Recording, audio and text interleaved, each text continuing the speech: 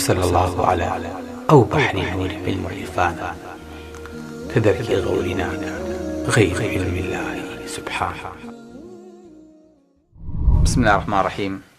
الحمد لله والصلاة والسلام على رسول الله وعلى آله وصحبه ومن والاه. ڕۆژوانانی خۆشەویست، برایانی خۆشەویست، خوشکانی ئازیز، خی گەورە تاعەت و عیبادەت و نوێژ و تەراویح و قەدری هەمومان قبوڵکە، خی گەورە لێمان وەرگرێ. خۆشەویستانم، ئەم ئێوارەی ئیشاڵڵا بە تەماین دەمتان شیرین کەین، خی گەورە لە باشتا دەمتان شیرین کە و پاداشتی ماندوو بوون و توێنێتی و برسێتیمان باتەوە. ڕۆژەکانمان تەنها پێمان نەبڕێ بە برسێتی، شەو نوێژەکانیشمان تەنها بە شەو نخونی. خی گەورە بیکا بە مای چاکە و توێشی و قیامەتمان، چکە زۆر کەس لە قیامەتا پێغەمبەری خوا صلی الله علیه و سەلەم هیچ پاداشتێکی نییە ئیلا تینی و برسێتی پێبڕاوە. زۆر کەسیش لە شەو نوێژەکانی تەنها شەو نخونی پێبڕاوە. جا گرنگ نییە تۆ چیەکەیت، گرنگ نییە چیمان کردووە، گرنگ ئەوەیە خی گەورە لێمان قبوڵکە. هەموو جارێ ئەمەتان لە بەرچاو بێ، بڵێ خوایە گیان، ئێمە لە دنیاە لە خوانی پێغەمبەری خوا صلی الله علیه و سەلەم بێبەش بووین، لە قیامەتا لەسەر خوان و سفری پێغەمبەری خوا صلی الله علیه و سەلەم کۆمان کەرەوە. خی گەورە ئێمە لە قیامەت لە دنیاە لە بینینی پێغەمبەری خوا صلی الله علیه و سەلەم بێبەش بووین، لە قیامەتا کۆمان کەرەوە بین. لەبەرەوە دایمە دوعاکانتان بەم ئاراستەیە بێ کە باسی شتێکی پێغەمبەری خوا کرێ صلی الله علیه و سەلەم، سەیری سفرەکانی خۆتان کەم بزانن ئەو شتە لەسەر خوانەکەی ئێوە هەیە یان خوانی ئێمە جایە لە سفری پێغەمبەری خوا صلی الله علیه و سەلەم. هەر کاتێ سفرەکانمان نزیک کردەوە لە سفری پێغەمبەری خوا صلی الله علیه و سەلەم، ئیشەڵڵا ئومێد هەیە لە قیامەت شاری نزیک بین. بۆ چکە لە پێغەمبەری خوا صلی الله علیه و سەلەم یەکەم شتێک کە داوەتمانەکەی لە قیامەتا بە دەستە پیرۆزەکانی پێغەمبەرە صلی الله علیه و سەلەم لەسەر حەوزی کەوسەر ئامانەیەتێ. کاتێ یەکەم داوەت پاش ئەو برسێتیە، پاش ئەوەی کە ئەخەنە گۆڕەوە، یەکەم جار دەمەقوچێنیت و دەمبوشکە بێ، یەکەم شت کە ئیخۆینەوە دەستی پێغەمبەری خوا صلی الله علیه و سەلەم. زانن چەند قورسە مۆزوعەکە. لەبەرەوە محاولە بکەن مادەم داوەتی ئەوین، با لە ئێستەوە ئاگامان لە سفر و خوانی ئەو بێ، بزانین چی خواردووە، بزانین چی کردووە، بزانین چی هەبووە، بۆ ئەوەی کە هیچ نەبێ لە دنیاە شوێن پێکانی هەڵگرین، بۆ ئەوەی کە بەڕێکەی ئەوە بگەینە مەزڵەکەی ئەوە ئینشاءڵڵا. خۆشەویستەکانم، وا دەبمانێک ئەمڕۆ دەمتان شیرین کەین، باسێکی هەنگوین بکەین. هەنگوین وەسفی تەواو نابێ، باسیشی تەواو نابێ. حاڵاکەین لە چەند حەڵقەیەکە ئینشاءڵڵا باسێکی هەنگوین کەین، بزانین ئەم ئیهتیمامە بە هەنگوین بۆچی ئیسلام ئەوەنگە ئیهتیمامی بە هەنگوین داوە، بۆچی خی گەورە فەرمێ یەخرج من بطونها شراب مختلف ئەلوانه فیه شفاء للناس. بۆ ئەمە ئەبێ وابێ، بۆ بە تایبەتی هەنگ. باشە ئەگەر خۆ بیتە سەر حەقیقەت، هەر شتێ لە سکی هەر زیندەوەرێ دەرەچێ بە مستەلاحێکی عام بە ئینسانی شۆ پێڵێن پیسایی، بۆ بیزاد ئەم پیساییە تایبەتە. بۆ خی گەورە فەرمێ یەخرج من بطونها شراب، بەڵام مختلف ئەلوانه، هەر شەرابێ بە هەردوو بارەکەیە لە ئینسان دەرەچێ پیسە و نەجیسە و ئینسان لە نوێژە با سوبحان الله. تەنها ئەم هەنگە نەبێ، تەنها ئەم هەنگوینە نەبێ. بۆیە پێغەمبەری خوا صلی الله علیه و سەلەم حەزی لە هەنگوین بووە و ئیهتیمامی پێداوە.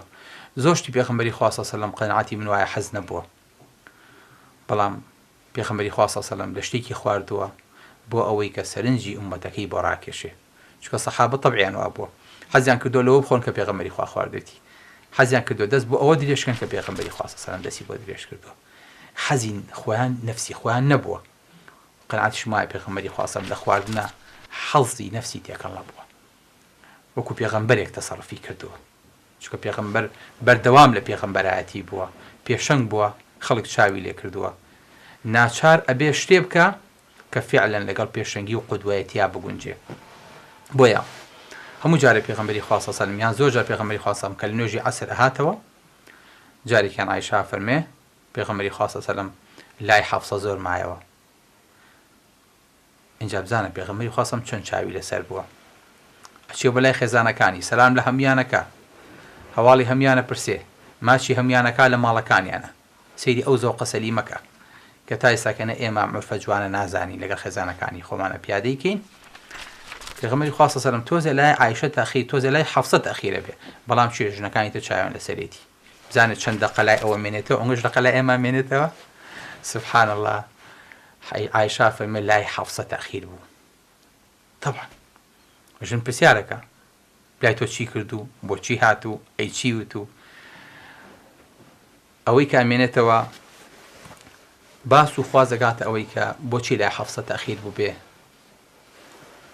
ئەڵێن حەفسە کوپەڵەیەک هەنگوینی بە دیاری بۆ هاتبوو، ئەویش شەربەتێکی هەنگوینی بۆ پێغەمبەری خوا ساز کرد، پێغەمبەری خوا صلی الله علیه و سلم لەو شەربەتی نۆش کرد بۆیە تاخیر. کەواتە پێغەمبەری خوا صلی الله علیه و سلم بە برسێتی زۆر جار پەرداخێک هەنگوینی خواردووە، پەرداخێک نەک هەنگوین، پەرداخێک شەربەتی هەنگوینی خواردووە. چکە فەرقی هەیە؟ پەرداخی هەنگوین یعنی هەمووی هەنگوین بووە، نە ئەوەی پێغەمبەری خوا صلی الله علیه و سلم خواردوێتی پەرداخێک ئاو بووە، ئاوی سارد، کەوچکێک یا دوو کەوچک هەنگوینی تیا بووە، ئەمە پێوتێ چی؟ پێوتێ شەربەت و عەسەل. کەواتە پێغەمبەری خوا صلی الله علیه و سلم چی خواردووە؟ شەربەتی هەنگوینی خواردووە. لا ئێمە زۆربەی شەربەتەکان هەیە، زۆربەی شتەکانەکەین بە شەربەت و ئەیخۆین.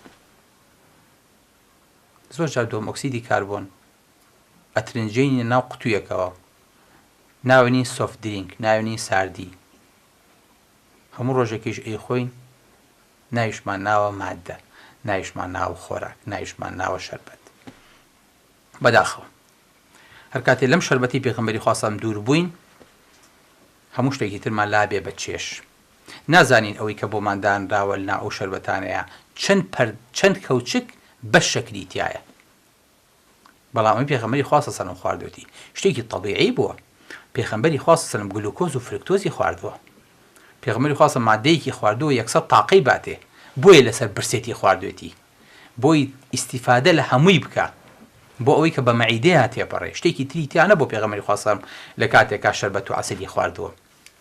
بۆیە ئەمڕۆ شەربەتی هەنگوین یاخود هەنگوین بە شێوەیەکی عام بۆ حەساسیەت بەکارەهێنرێ، بۆ برین بەکارەهێنرێ، بۆ سوتایی بەکارەهێنرێ، بۆ جۆگەی هەرس بە عام بەکارەهێنرێ، بۆ چاو بەکارەهێنرێ، لە مناڵە بۆ مناڵەی کە میزەکەن بە خۆیانە بەشەوان ئیسفادەی لێکرێ بۆیان بەکارەهێنرێ، بۆ ئیلتیهاباتی سنگ و سیەکان بەکارەهێنرێ، بۆ ڕۆماتیزمە بەکارەهێنرێ، بۆ جگەر بەکارەهێنرێ، بۆ گورچیلە بەکارەهێنرێ، بۆ پرۆستات بەکارەهێنرێ. سبحان الله. بۆ دەوالی یعنی پرۆستات لە چۆ، هەنگوین لە چۆ، دوو معدەنی جا، دوو ئۆرگانی جا، حتا بۆ ماسوولکەکانی دڵ ئەمڕۆ هەنگوین بەکارەهێنرێ، بۆ زیادکردنی هیمۆگلۆبینی ناوخێن بەکارەهێنرێ، حتا ئەمڕۆ بۆ بە یەکێک لە مادەکانی کۆزمۆتیک کە بۆ جوانکارەکانی پێست و ڕووکەشی ئینسان بەکارەهێنرێ. بەڵام باشتر وایە مناڵ لە خوار تەمەنی ساڵێکەوە هەنگوینی نەدرێتێ. زۆر جار ئێمە ناوی مناڵە نین بە هەنگوین کە خورمامان دەست ناکەوێت، کە لە کاتێکا ساوایە پێش ساڵ باشتر وایە منداڵ هەنگوینی نەدرێتێ، بەڵام دوای ساڵ باشترین شتێک بۆ منداڵ هەنگوینە، لەبەرەوەی کە ئەو ژەنگ و ژارەی لە دوکانەکان و لە جێلی بۆنەکان و لە شتە قوتوەکانەوە کە ئیخوا ئەم مناڵە هەمووی بێ بەژار و ئەچێتە ناو لاشەیەوە بۆ هەنگوینە سوبحان الله پاکە بێتەوە. لەبەرەوەی یەکێ لە شتە زۆر بەسوودەکان بۆ مناڵ چییە؟ یەکێ لە شتە زۆر بەسوودەکان منداڵ فێرکەین هەنگوین بخۆن.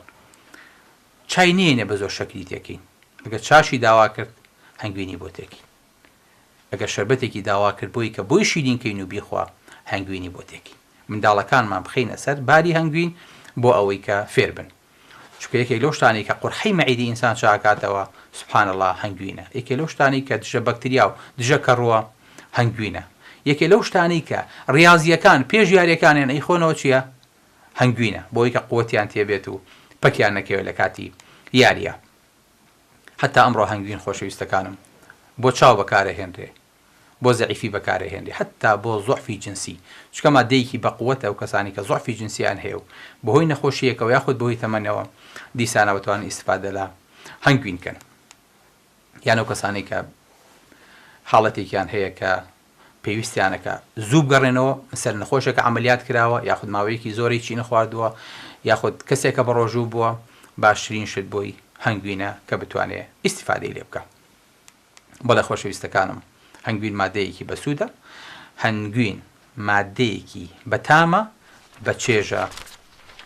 هەر کاتێک کەوچکێ هەنگوینت کردە ناو پەرداخێ ئاوەوە، وەکو سونەتی پێغەمبەری خوا صلی الله علیه و سەلەم گەردەکانی ئاوەکە وەکو هەنگوینەکە خۆیان ڕێکەخێن، وەکو ئەوەیە پەرداخێک هەنگوینە خوارد بێتەوە بەبێ کەم و زیات، بەبێ ئەوەی کە بەردڵە بگرێ کەوچکێ هەنگوینە خۆیتەوە، زەربی دەیەکەی ئەبێ بە پەرداخێک هەنگوینی کامل ئەی خۆیتەوە نوێشی جانە بێ، هیچ نەبێ سونەتێکی پێغەمبەری خوا صلی الله علیه و سەلەم جێبەجێ کردووە، بەڵام هەموو لاشت پێگەشانوێتەوە، هەم ئاوتدایە بە لاشت، هەم تاقە و وزتدایە.